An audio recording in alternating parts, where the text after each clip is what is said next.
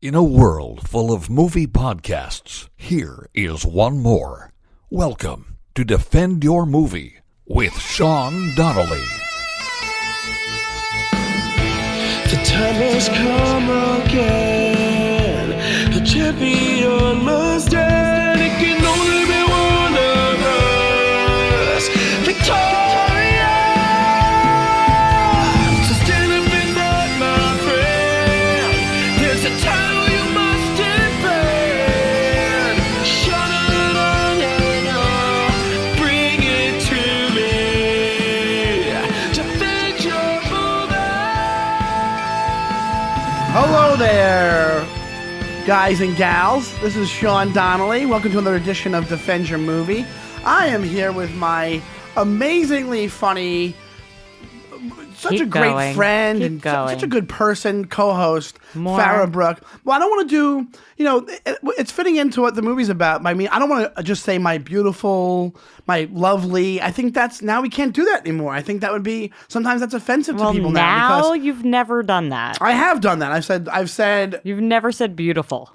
Well, probably because for the same reason. I don't want to. That's what I'm saying. It's not new. Well, no, we've talked about it. But this is literally a podcast. My value in looks is equal to zero in this setting. No, it's not. Oh, no, I'm saying it doesn't matter at all. Why would you say that? So if you knew someone was listening. My fat longshoreman looks, that puts on an even playing field. Yeah, it wouldn't be like my longshoreman looks get negated by being on the podcast. I like lovely though. Lovely. Lovely. Okay, lovely. Some people get offended by that.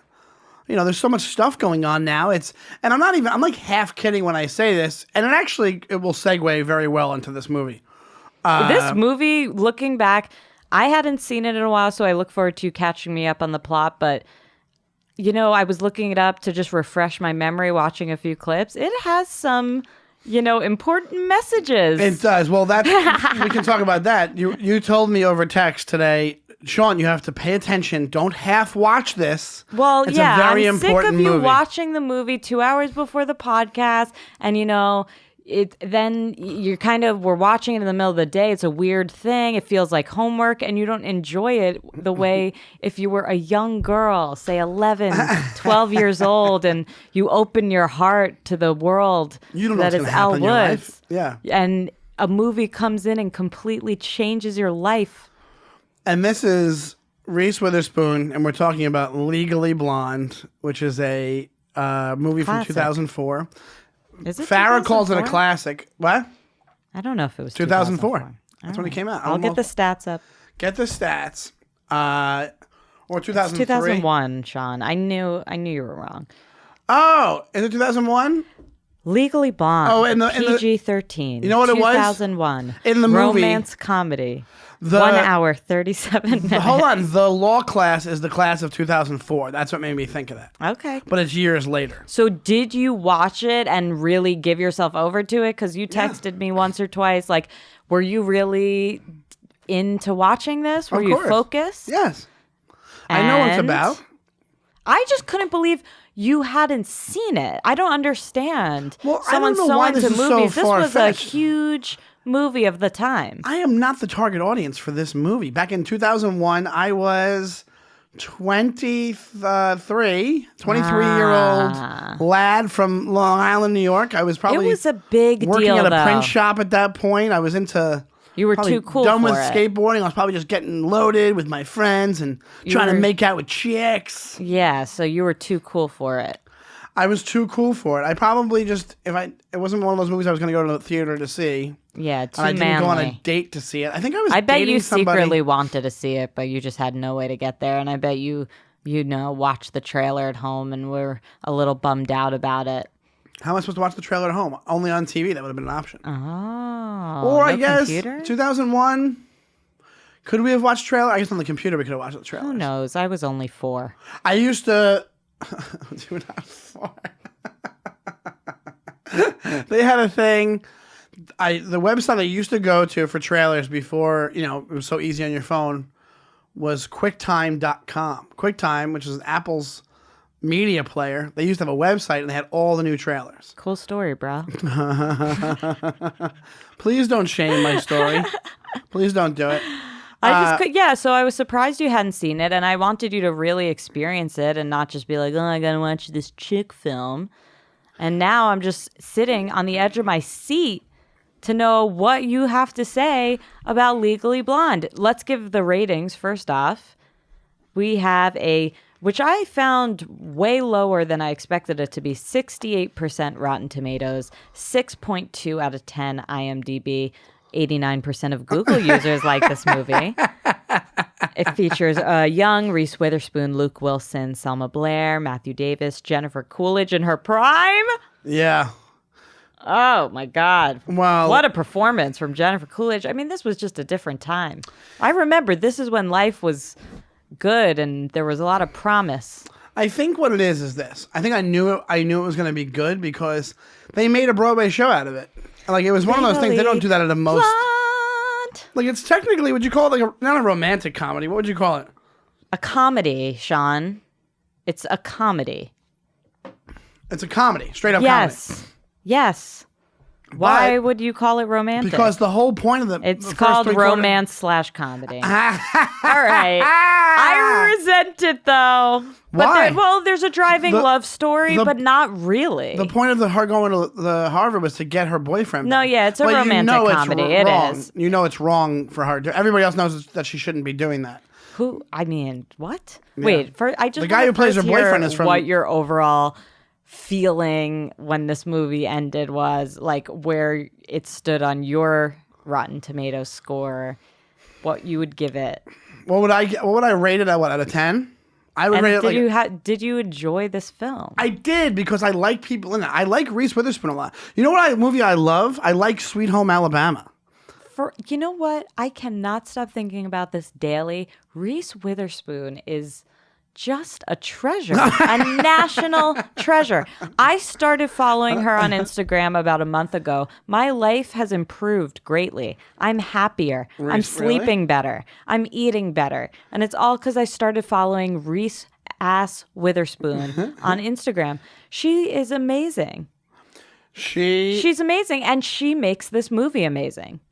With somebody else in that role, this movie would have been totally different. Well, you had to have somebody, because she is playing dumb in the movie. You can't have somebody who's like actually not that bright in the movie. She's just such a star. It's really incredible. That's okay. She that's is a multi-dynamic star. Also, did you see Big Little Lies? No, but I heard it's awesome. She has stayed relevant. It's incredible. And she's stayed so, like, she's always on the cutting edge doing cool shit. Oh, Reese, call me. I love you so much. Here's the thing, though. That's one of the things I wanted to talk about is I still, like, I guess she's technically not really a movie star anymore. I guess she is. Oh, yeah, she is. She had some new movie come out where she, like, bangs a bunch of young dudes, but they have her. She's tops right now. She's in high demand. She's like a divorcee, and then these young dudes move in with her and help her get her life back on track. I saw the trailer for that. I will not be seeing that film. But it's so weird to me because I'm like, I don't think of her as like. I guess she's my age. She's a few years older than me, so I forget how old I am. I'm so old. It's crazy. I try to tell you this every week, Sean. Yeah, thank you. I'm calling you lovely, and you're calling me old. Thank you for that. You're also lovely. Oh, thank you. Oh my God. No, but my point is this: like, I think I lose track of who the movie stars are because it changes so quickly now. And in my head, I'm like, oh, she's still like a big movie star. She's not technically a big movie star. Not anymore. The biggest, because they don't. But she's, a lot of she's these made movies, a big, forceful comeback with this Big Little Lies thing. She's gotten more politically active. She got pulled over. She's probably going to have like an Academy Award role in the next 5 to 10 years. You think so? Yeah. Because she's a good actress. She's so fucking good. Yeah, she is. And you see it in this movie. She is such a star. Oh my God. She is the new Sandra Bullock. Remember Sandra Bullock? No, she hasn't. I remember Sandy. But like, she wasn't thought of as an Oscar contender. They're very different. But yeah. I see what you're saying. Yeah, because she started with Miss Congeniality. Well, she did Speed and Miss Congeniality, and she was kind of bubblegumish type thing. Just like this girl did Sweet Home Alabama and this. Oh yeah, I and love Sweet Home Alabama. It was just such a different time, though. Are there movies like this anymore? That's what I or wanted Sweet to say. Home Alabama Not or really. anything? That's why I think a lot of these movie stars are going away because either they go to Netflix and make movies with Netflix, like Adam Sandler, like you saw him, he did a Netflix deal. Like all the ones that I like grew up watching, now they're becoming like, hey, they go straight to online, like straight to iTunes, or they go where they're just on Netflix. Netflix gives them like a 5-movie deal. But you're right, because of Big Little Lies, I think that like that saved her career because she did that. She was doing fine, honestly. She's been doing fine. She has been, trust me. And she's got millions of followers. She's a very powerful force. Also, Wild was good. oh my God, Wild was Wild. incredible. Wasn't she nominated for but Wild, She nobody- was definitely nominated for that. Was she? Okay. Wild is an incredible movie. Have you seen Wild? Because that would be a fun. Sean finally sees it too. No. Okay, that could be a follow-up after I'm Titanic. trying to see like all of her movies. She's 2 years older than me. That makes you incredibly young in my eyes because Reese is eternal youth. She is. And she's so positive around and this bright time, like, and She supportive. was doing stuff like and Hot Pursuit real. with Sofia Vergara. She had a little dip, sure. She had a dip, but For somebody like that, it's actually pretty impressive. She's 40-something and she's still making movies. That's huge. exactly. And she went in, like, she had kids, like, and now they're like 7, 8 or so. Like, she's coming back. She's getting, like, she has a full life. Just watch her Instagram stories. She's very real, and I love her. And but it's just crazy to hear that this movie kind of like went over your head at your time when it came out, because in my time, this was The biggest thing ever. fucking biggest movie. Biggest bomb dropped on the culture, biggest wave of like terminology, and like everyone was talking about this movie. Wait, now break this down. Who did you see it with? You remember? Your friends? I have no memory yeah. at all. Now, what do you mean terminology? There was a term that came from the Oh, movie. many terms. Bend and snap. There were different things. Sean, I'm telling you, this movie shook my world. Like, it shook it. Like, I've seen it so many times I can't even count. Really? Like, it's so deeply ingrained in me. I, of course, saw the musical many times. You did? Yes. But it's like, and then thinking about it today, and I haven't seen it in a while, and watching clips and this and that, I'm like, it was a great film. Really, really, really quality, Sean. You're Well- looking at me like you don't buy it, Well, but here's the thing. it is quality film. And people who are listening who know what a film is know that Farah is completely off the mark on this one. You can't call it a film. This is what you would call a straight up movie. This is a popcorn movie that But like, a is fun great to one. watch. But a great one. Which you can't say for all of them. Really, And you know what's usually a good The sign? script is incredible. It's based on a book. You know what's a good sign that these movies are good? They're an hour and 30 minutes. I agree completely. If you see a movie like this and it's 2 hours There is plus, no fat on this movie. there's no fat on this movie. And there are jokes, there are funny jokes, there are important messages. Luke Wilson is in it. I'm a big fan of the Wilson brothers. Is so hot. He's Oh my smoke- God. He's a smoke show, that Luke Wilson. He is smoking hot.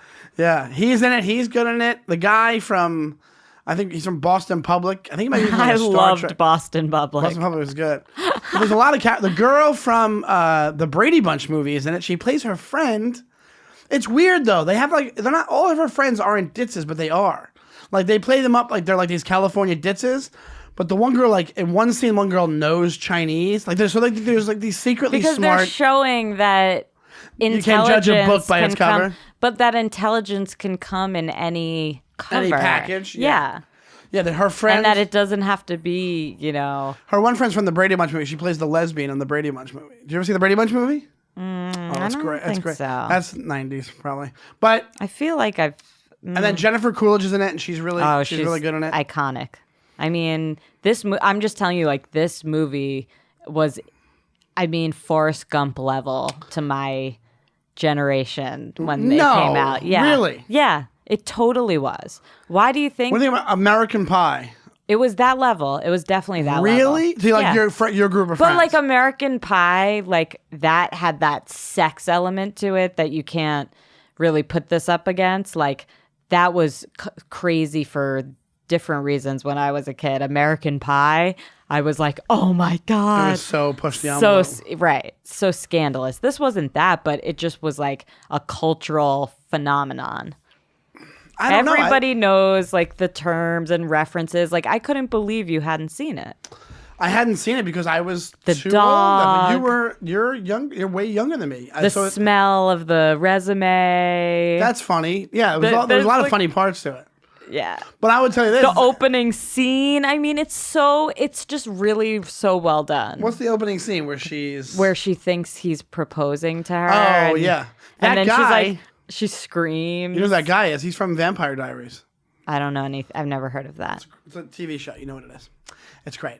And he's awesome in it. He's like one of the best characters. Do you realize you talked about Seinfeld for 20 minutes straight before we started this podcast? There was no Seinfeld people in this. Actually, was there? I'm sure there was. If I rack my brain, I'm sure I can Jennifer think of one. Coolidge was never on Seinfeld? Was she, Alex? Jennifer Coolidge? So I know Seinfeld better than you. Oh, she was. She was the masseuse. Holy cow! Yes, there you go. I Jennifer win Coolidge. Seinfeld. Oh my God! And she was that. And honestly, she was. So, I know she was younger on Seinfeld, but she was so hot on Seinfeld. And then like she kind of, you know, he always got hot girls on Seinfeld. The one I'm from a survivor. the one from Desperate Housewives, Terry Hatcher. That's right, Jennifer Coolidge. Yes, she was on Seinfeld. Yes. Okay, so And she was I'm a so hot. Seinfeld genius. You're a Seinfeld and genius. So Jennifer basically, Coolidge is hot. But basically, I haven't seen this in probably like 10 years. So I was hoping you could like recap okay. the plot the way that our guests normally do. So basically, Elle Woods is like this California, like ditzy, like blonde, like stereotypical what you would think of like a sorority girl blonde, like not too bright. You're supposed to think at first, but right off the bat, in the beginning, they give you like she's out with her ditzy friends shopping, supposedly ditzy friends shopping at a clothing store. And the salesperson goes off to one of the other salespeople and goes, I love blondes with their daddy's money. And then goes back over to her and tries to sell her an on-sale dress as like a brand new, like this year's collection, one-of-a-kind type of dress. So she plays her. And then Elle Woods, who you think is supposed to be a ditz, fires back with like, don't try to play me. I know this isn't. I saw it last year in Vogue. Da, da, da. Like, you know, like it shows you a little bit like, ooh, she got some fire, this girl. Like that kind of thing, right? So that's what I took from that. So what happens is... Oh, this is great. So what happens is she is dating this dude, good looking, like probably a fraternity type guy. They're both going to the same college at the time. And she's totally convinced. She's going dress shopping because he's taking her to dinner. She's totally convinced he's going to ask her to marry him that night. So they get to dinner. She's so excited. He's like, yeah, you know, I'm going to Harvard Law School next year.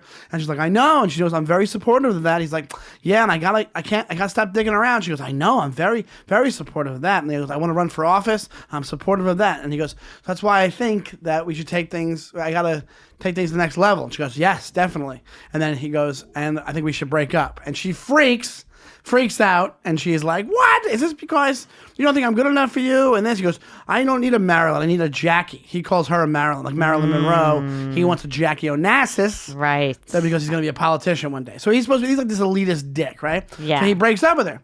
And she's inconsolable. And then she sees that her boyfriend's brother, because he mentions the brother at dinner and how his girlfriend is like, he has a great girl on his arm, that the brother's girl is like a first-year law student. So it gives her an idea, I'll just go to Harvard Law School. So she applies to Harvard Law School, and her advisor is like, well, you need like, she's like, I have a 4.0. She's like, but you need all recommendations from all your professors. And she goes, I'll do that. She goes, also, you went to school for like fashion, so they're not going to care about their opinion on polka dots. That's what she said at some point. So she goes, all right, well, and he goes, and you need a really good score on the LSAT. So she studies for the LSATs with her friends, and she wants to go out drinking, and she sees the frat guys running by with shirtless, and she can, and her friends are just keeping her on point, and she gets like a 179 on her LSATs, which is really good apparently, whatever it is, right? So she goes to Harvard Law School, and she's like a sore thumb. She gets there, everybody's like this East Coast elitist, like they think they're too smart for the room kind of thing, and she pulls pulls up in her Porsche with her little tiny Chihuahua dog, and so she gets there, and her whole goal is like, I'm gonna show up, and my Hunter, I think his name's Hunter or Harper, whatever the fuck his name is, the boyfriend. I'm gonna get him back. I'm gonna show him I can be good enough for him. So she gets there, and she finds out very early on because she takes classes. She sees him once. He's like, "What are you doing here?" He can't believe that she got in, and he's kind of shocked. This. Then he has a class. They're like all in a class together, and she didn't do the reading, but they never explain why. And she gets kicked out of the class. And she's outside, and then she meets Luke Wilson outside. But then the boyfriend comes over and is talking to her. And what you don't know is that in the class, some girl was really mean to her. It's Selma Blair. And because the teacher is like, do you think Miss L. Woods, that's Reese Witherspoon, should leave the class if she's unprepared? And Selma Blair is like, yes, I do. I think it's a distraction. So L. Woods leaves the class. She goes outside, meets Luke Wilson. I remember this very Yeah, clearly. the boyfriend comes out with Selma Blair. Turns out they're engaged to be married. Right. Mm-hmm. So he got back over the summer. They reconnected, and they're gonna get married. And that's the Jackie that he wanted, right? Right. So she's shocked, and she's like, "What the hell? What am I gonna do?" And they show her a scene of her racing over to a beauty parlor that Jennifer Coolidge runs because she has to get a manicure to make herself feel better. And while she's there, she tells him the whole story. And then Jennifer Coolidge is like, why don't you win him back? And then, get him back, like steal him back. And she's like, okay, I'll do it. So she cracks the book. She gets down. She's actually really, really smart. And like, she studies and she's trying to get along with everybody, right? She's trying to get, good. and she's trying to get along with everybody. So they have a study group. And then like Selma Blair's like, no, you can't join. It's full. And her ex-boyfriend's like, no, we can just let her join. They're like, no, you can't let her join. So she just gets rejected upon rejected upon rejected. So then what happens is she's showing more initiative in class. One of her main professors, the guy who's like, he's the big professor, and if you impress him, you get to be like a law clerk for him over the summer. So everybody wants to impress this guy, and that's the class all the main characters are in together. So what happens is there's this trial that comes out of nowhere, and he is going to hire some law students to help him with research and stuff like that. So she gets picked for this and she thinks it's because she was really showing some initiative in class. So they go, and then she shows. It's a very quick movie. So like there's just little tiny scenes. This is the scene I'm talking about. That's kind of the moment now, though. Absolutely, this is why it's so relevant. And it's so interesting because it was such a big deal to girls my age. This movie, and it was kind of like now, like thinking about it, like it was just kind of a whisper of a message of. Well, they did this. They also did this with a lot of other movies. I don't think this is the only movie that did that. No, I'm not saying it's the only one, but it was like, directed at a very specific audience, and they kind of show that, type of relationship and that type of predator. Well, it's actually a really funny scene because basically the case is Allie Larder, who, if you look her up, she's been around for a while. She's kind of famous, whatever. The trial is Allie killed her 65-year-old husband, but she's like 30 years old. So people think, she's a trophy wife that killed her husband, but she has her own exercise tapes and she's made millions off of them. Right. So they're like, she's rich on her own. And then on top of that, it turns out she was in the same sorority as Elle Woods, as Reese Witherspoon. So that they kind of bond over that. And then in the musical, they do this really cool number with jump ropes. Really? Oh, it's That's great. Cool. Jump ropes are hard. I can jump like 3 times. And it's like really synchronized, like hard dance jump ropes. Yeah. Well, anyway. So what happens is there's a pretty funny courtroom scene where the pretty funny, Sean. Really this is the height of comedy. They try to say that the reason that Allie Larder killed the husband is because she was having an affair with the pool boy, and then Elle Woods runs into the pool boy and he comments on her shoes. He goes, "Those are so last year's collection." Oh my She's like, God. "These aren't last year's collection." This brings me back to a different time. She realizes like, that this he's was such gay. a different time because it was like, oh, he's gay. Yeah, and he's like gay. how Right. she found out, like the most, like at that time, it was. That's her doing her sleuthing or whatever. Yeah. So then she And goes. we were like, she comes back in. And she goes, they couldn't have been having an affair. He's gay. That's not an alibi. That's not a reason. And he goes, A no, motive. I'm not. And then his boyfriend stands up and what does that's he the funny say? part, because then Luke Wilson's like, let me ask a couple more questions. And he goes, okay, so how many times you guys have sex? And where'd you have sex? And what's your boyfriend's name? And he goes, Chuck. And he goes, ah! And he gets him. And then he goes, no, Chuck's just my friend. He's not my boyfriend. And then Chuck stands up in the back, which is also, that's what's so funny about movies from this time period. Because if you really want to get into it and really overanalyze it, you could say that, yes, it was doing something good as far as women went, as far as this. So I'll tell you in a second what I'm talking about, like the sexual harassment idea, because what happens is she has her big moment in court.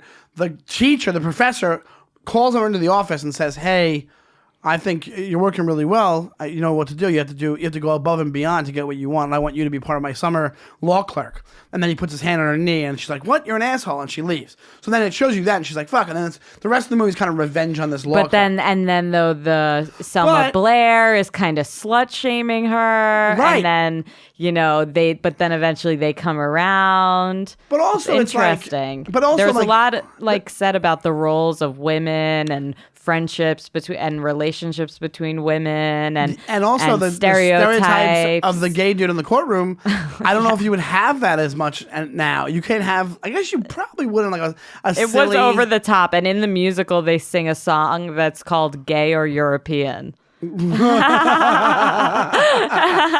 really funny. Actually. And it's like, is he gay or European? When did the musical come out? I don't know, but I was so excited about it. I feel like it came out like 10 years after the movie, right? It came out, like, really long it time. was like not that long ago. But anyway, so that's her big turning point in the movies. So it's shown like she saves the day. Like she showed like, oh, your motive's trash, whatever. So, but then he hits on her. She goes, I'm going back to California. But then I forget she comes back. And he gets fired because the butt lady, the one who does the exercise video, Ali Larder, finds out what he did. So she fires him, and then Elle Wood saves the day. Oh my god! And then it's so iconic. And it's all based on She comes perms. into the freaking courtroom in her pink suit. I mean, that is like iconic to my childhood. But here's Walks the thing, in. for being progressive, you could make an argument the whole character of Elle Woods is. You shouldn't even have that. That's what I'm saying. That's why it's like. But that's why it's so cool. That's why I like it. It's really not, though, because it's like, when is it okay to have these things? Because you could call that a stereotype. And the gay dude in the courtroom what's a is stereotype about it? Oh, that she's a stereotypical blonde, and But she's not. She turns out not to be. Yeah, that's true. She turns out not to be. She isn't the whole time, and people keep underestimating her when she gives them no reason to, and she's very nice to everyone. Okay, all right, good point. It's a well-rounded character in my eyes. Yeah. Okay. Besides that she is nice to everyone, but I like that they make that kind of ingenue the character. Yeah, I think it's great for women. All right. Like you can be girly, you can be obsessed with getting your nails done, and you can be a lawyer. And those things can come together to mean things for things. Like for so long, it would be separated. Like you're either serious and like more masculine to do that kind of work, and this kind of like broke apart. I mean, this is putting too much meaning on it by it's far. overanalyzing. But yes, but like it. I think it's cool in that way. And the gay thing, I mean, that's definitely of its time and over the top, but it was very funny. Of its time for a what does he long do? time. He gets you bitch. I mean, movie- it's still good. It's still funny. There's Yeah. nothing offensive about that. Not to us, but I could see. Well, the way not it is to now, us, but I will say it's probably something with how he's like a pool boy and he's like, this. Well, no, just the effeminate gay character gets called out all the time in movies and TV now that, he has to be effeminate because he's a gay guy. He has to be. And it's like, But like he kind of wasn't fully effeminate, the one she's talking to on the stand. interrogating, yeah. No, he wasn't, but the boyfriend wasn't. Yeah, but so what? Some gay people are like that. Okay. I'm just saying, like, that's what I'm saying. It's confusing to figure out. Things have changed so much. It's like, what now? There's a thing where it's like, what can I laugh at? What can I not laugh at? What's offensive? I don't what's know, not though. offensive? 'Cause I think you're saying that, but I think if we had somebody else in here, that was like had a different feeling. It was like, I'm offended by that. Him standing up saying "you bitch" is too stereotypical for me. I think that's bad. It's offensive that you're laughing. I've never seen anyone say that. I don't know where I've seen those people say are. sketches where sketches, or somebody posted a sketch online the other day that was like a gay basketball player from Mad TV that was like back 15 years ago, and they were like, "This is too much. Why are they? This would not play now, and this is only from 2004, and it's crazy that it's this recent, whatever." And I'm like, yeah, but they still do it. Like, it's this weird thing where certain things get away with it, certain things don't, and it's a person to person who gets offended by it. But like, I just think it's a weird. There's a weird like. A weird purgatory of like, oh, am I allowed to laugh at this? I'm not allowed. After things get past a certain point. Because think about it. Back in the day, like, and I think some of it's valid. Like, if you're making it where like we talked about that Back to the Future scene where he's like, my kids aren't messed up like gay or something, right? Like, that's crazy. Like that. Right. But that's the way it used to be, and that's what was acceptable. But up until this year, which is 2001, where it shouldn't have been like that, you had Fallout where it was still like, hey, it's kind of funny, he's acting gay, hey, this is fun, and it's still, you'll see it pop up here and there. Now, I'm not offended by it because I'm not a gay person, but like, if somebody's offended by that, then is it bad that you laughed at? You know what I'm saying? Like, yeah, that's my issue. I don't know, but this is, and I'm curious to hear your stance on this whole like PC culture is ruining comedy thing, because to me, when I'm at a club, if someone's funny, they're funny. Absolutely. Like, with whatever they're talking about. And it's never like I see something and I'm like, should I laugh at that? Like, I don't really see where that experience is actually happening. I'll give you two. Where comedy is being ruined. A lot of colleges, and then in people online with headlines, and you're becoming a monster for the type of comedy you're doing. The Guy Branum article talking about the cellar culture. Yeah, but there was a whole article about in a college, these kids got triggered by the King Tut video from Steve Martin, and you're gonna say it's insane, but it's real to them. That's what I'm saying. This is why when people call it as bullshit, you're going to say that's bullshit. But you know what? It's real to them. And then the more that gets... that was a headline, and it was like a regular paper, I think. I didn't see anything. Oh, yeah. They played... part of like a humanities class. I don't know why it was in the humanities class. Their professor played them the King Tut video from Steve Martin from the 70s, which was a political commentary, which is crazy. Because in the 70s, which these kids don't know because they weren't around, is that they were showcasing King Tut's body all over the world. And he was coming to America, and it was a big news story. So the joke was, and with Steve Martin, was like, you're commercializing this thing. Let's make this sketch out of it. Okay. But they called it equivalent to blackface. Him dressing up like, yes. Read it. Well, look it up. I'm not making this up. Well, I will. And then, the other thing I was talking about was, I forget what it was, but there's things that get out of, like, that's what people's point is when things get too, like, what is. I just don't see it happen. Like, that was a presentation in a school. Like, I don't see it happening in the clubs at shows. Clubs are a different story because you get people behind the closed doors at a club. Put it this way, besides all the Louis stuff that just happened, okay? I'm just saying, like, I just don't understand the concept that PC culture is killing comedy, because I don't see comedy dying. You don't. I see it. Things becoming an issue. Here's the thing. I think what they're saying, but not killing. Right, but comedy. you've heard people say that before, and I'm curious. Like, since I think Do you think an article that the King Tut video is blackface, equivalent of blackface, doesn't kind of hurt comedy? No, you know that's taking things a little bit too far, too seriously. Well, like, I mean, it's taking things too seriously, but I don't think it hurts. I think it does because that's the comedy audiences that are coming out of these colleges. So are they coming out and they hit the real world and they kind of lighten up a little bit, or do they come out and they go, no, we just want? But do people love to expose this as a story to put this into our heads? This just came out. I read this. I didn't see this. Somebody talking about this as like a flashpoint thing. I saw this and I was like, that's bonkers. Also, on the flip side, look at a guy like Nick DiPaolo, okay? Like, I can be offended. Nick DiPaolo, I think, is one of the best. Nick DiPaolo is amazing. I don't agree with one word that Nick DiPaolo says. He says some shit that I'm like, that's fucked up. But he's hilarious. That, I think, what people's point is. But Nick DiPaolo, you don't... But he's doing fine, right? No, not. I don't know. Not really. Not like it was. Like, if Nick DiPaolo was more in the forefront right now, he would probably be getting kind of, publicly lynched, for lack of a better word, as far, media wise and social media wise, if he did something that, like, he's always been known for that, but like, he's hilarious. I don't think he's probably getting the opportunities that he probably should because of the type of comic he is, because of that's what people's point is. Like, you're watering down comedy in certain, not everything, but in certain realms, you're watering down comedy because they're worried about the reaction. They're worried about the reaction they're going to get either by advertisers or by these college kids that just can't take it or whatever it is. That's why when Seinfeld was like, these college kids are too uptight, like, I don't think Seinfeld, it's not like Seinfeld's some bleeding heart. I was never a diehard Seinfeld fan, but the guy is a consummate such a professional comedian and amazing. You have to say he's a great comic, and the guy knows how to write a joke. So, and also he's fairly clean.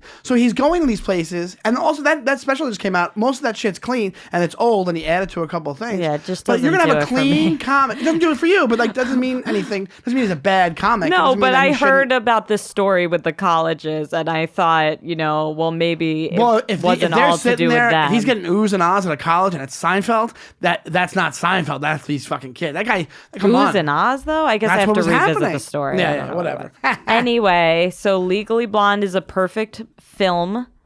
No, it's not a perfect film because here's the thing: for your purposes, you love it. It's not as funny as you think it is. It's funny. It's enjoyable, is what I'm saying. It's relaxing. It's nice. It's fun. It's cool. Yeah, it's like it's a rainy day. Yeah, movie. Yeah, it's gonna make you feel good.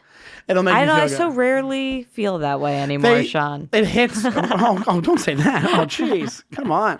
It hits every one of those notes where it's like, where you're like, oh, you like, and it's also good acting in it, and there's good people in it, and there's people you like, you like looking It's at. And great. It's recognize. great. The cast is great. The cast is great. So like, you're like, that's good, and also the script is pretty good. It's pretty good. I feel like there was like we were talking about. There's like tons of editing. That It was done in definitely this had movie. like mixed reviews, and people like, I think the critics for the most part were like, Reese Witherspoon is a delight and makes this film bearable, and that's how they felt about it. Is that what they said? I think that was a lot of the reviews, like that Like, the she's the movie one- itself wasn't that great. That I would agree with that mostly. I think it's like she brings out. I understand but it's also that. like that's almost the point of this movie. It's almost a chance for her. Like there's nobody else that's supposed to shine in this movie. Everybody else, like that's another a good phenomenon to talk about. And a lot of these types of like college type, comedies, which she starts off at college, or whatever, and then she goes to Harvard. She's a sorority girl. There's a lot of these one-dimensional character. All the rest of the characters. There's way too many one-dimensional characters, and that's the point of the thing. It's supposed to be like, look at a Van Wilder or like a where it's like it's supposed to be like, hey, all eyes on Van Wilder. Yeah, So yeah. that makes sense. People are saying that. That's what I mean. But it's not. They're right. It's not as good as it probably. Maybe it could have been better, but it did what it was supposed to do. It got you out of there in an hour and a half. Oh, I love that. That's perfect. So overall, I thought it was good, but Did you enjoy it? I think it's good for would what you I watch expected. it again? Yeah, I would watch it again. Yeah. Just because I love stuff. That stuff always makes you feel good. That like the Yeah. courtroom revenge scene, or the guys being in it. I It's also so fun. I like anything that takes down like elitists and like Yeah. like these the Harvard douche. Like anything that takes down that. Like any Bad News Bears type story where it's like, She has one amazing line that's so funny where she's like, "You're kind of making me out to be white trash. I grew up in Beverly Hills," and she's like across the street from him. And who was it? What does she say? Oh. Like Alan Cumming or something? Like, yeah, no, I not don't Alan know. Cumming. It's somebody bigger than that. I forget who it was. Yeah. It's somebody's really name. funny. Like, Yeah, like because she's a lead in her own way, but yeah, like she's Raquel Welch or something like that, or something like. Next stop, Scarsdale. Not next stop, Scarsdale. What's it called again? What? No, Scarsdale Is Surprise. this a Seinfeld reference? Jesus Christ! All right, let's end on that. Let's end on the Seinfeld.